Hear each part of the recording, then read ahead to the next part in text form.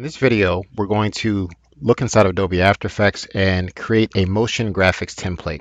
Motion graphics template has been a theme that we've been working on recently and sharing this brief tutorial with you.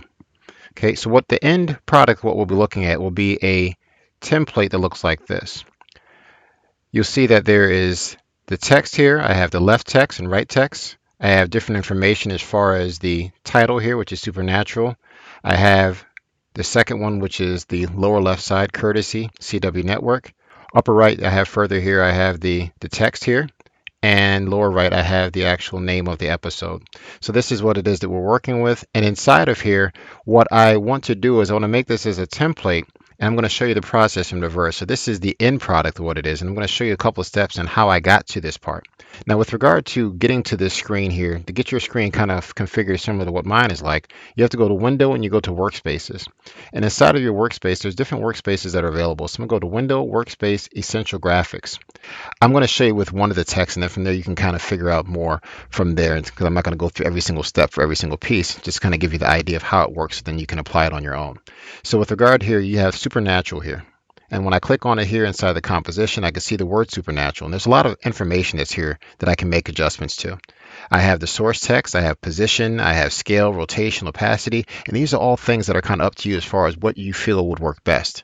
But what I want to do inside of this template, I want to make sure that the people that are working with this, they can actually change the typeface, the text inside of that. So that's something that I would need. I just want them to be able to modify the font, and at the same time, they have the ability to go ahead and adjust the position of it to be able to move it left and right. Now, I clicked on Supernatural Make, and that's referencing this timeline that we have right here.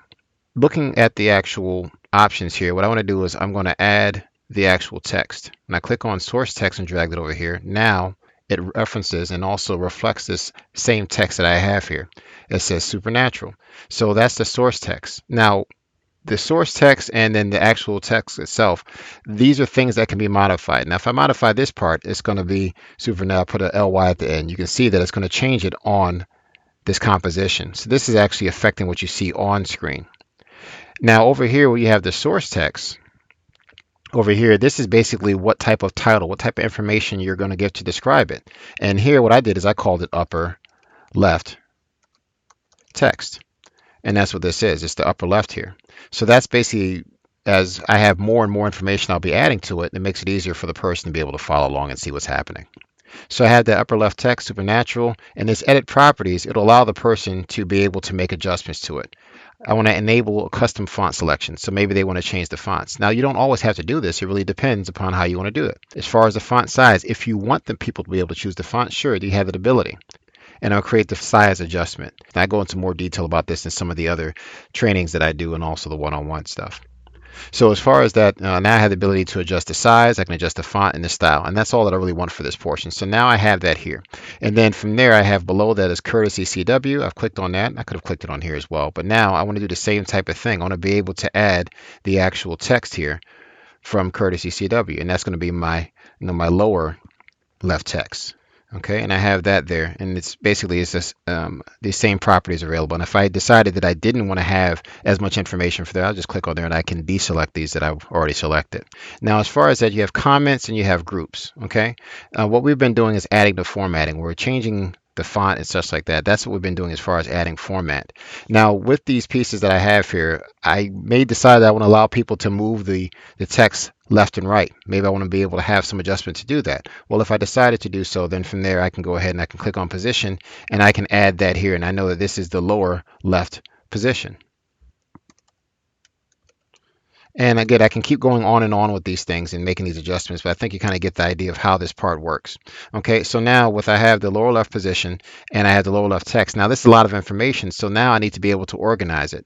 And what I would do from here is I can add a group, and a group is going to be kind of like a folder that I can add that information here. So basically I can call this left text. And inside of that, then what I can do is I can grab all of this information and I can place it inside of this, which I just created. So now I can reveal and conceal this, and it makes it much neater when I'm working with After Effects. Well, now seeing that we have everything already finished, the next thing is going to be we need to make sure that we have the proper name and Supernatural. Okay, that's the name of it here.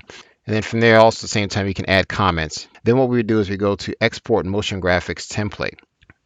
So now, as we're exporting this motion graphics template, we have the ability to save it to our local drive. And at the same time, we can save it to our library, the My Library, which means it'll be saving to the Creative Cloud. I have this all set, and there's compatibility. So compatibility, if it's any fonts that aren't available from Adobe Fonts, sometimes we're using fonts that are system fonts on our computer, and we want to make sure that we're all set there. So that's one. Warn me if After Effects needs to be installed. In order to do so, most definitely, but we already have it installed. And of course, if there's any text that cannot be edited with Premiere Pro Type Tool. So sometimes there is text, there is advanced things in After Effects that doesn't quite apply to what we can do inside of each program. So we want to make sure we have that set. And keywords are just, again, identifiers that allows it to be easily searchable, referenced inside of your library of different things. So as far as where I want to save this, I'm going to go ahead and click save. I'm going to save it inside of the inside of my tutorial template folder. I save it as motion graphics template, and I go ahead and I click save.